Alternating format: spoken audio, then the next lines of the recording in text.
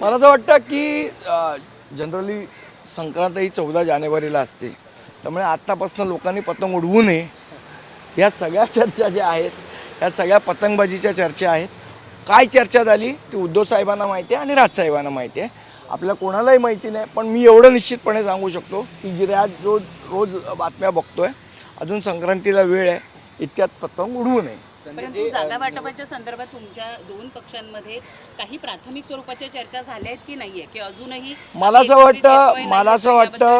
असं वाटतं या गोष्टीचं उत्तर आत्ता ह्या वेळेला कॅमेरासमोर देणं योग्य ठरणार नाही. योग्य वेळ आली की आम्ही तुम्हाला सगळी माहिती निश्चितपणे देऊ. जे निवडणुका सुरू आहेत, प्रचार सुरू आहे, मात्र भाजपचे आमदार उघडपणे धमक्या देत आहेत.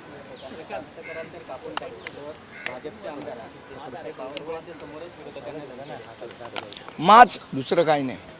हा सत्तेचा असलेला माज आहे आणि तो माज भारतीय जनता पक्षाचा सगळ्यांना दिसतोय. संदीपजी, काही दिवसांपूर्वी सर्व महाविकास आघाडी आणि मनसे यांनी निवडणूक याद्यांचा मात्र मतदार याद्यांचा प्रश्न उपस्थित केलेला होता. त्यानंतर मतदार याद्यांमधले जादाचे मतदार जे आहे, दुबार मतदार आहे, आम्ही डिलीट केलं असं निवडणूक आयोगानं सांगितलं होतं. नवीन यादी प्रसिद्ध केली. 2 स्टार मारलेले सगळे दुबार मतदार आलेले आहेत. परंतु त्यात सुद्धा अनेक घोळ असल्याचं दिसून येत आहे. जी लोक दुबार नाही आहेत त्यांच्या नावाच्या समोर स्टार आहे, ज्यांच्या नावाच्या समोर स्टार आहे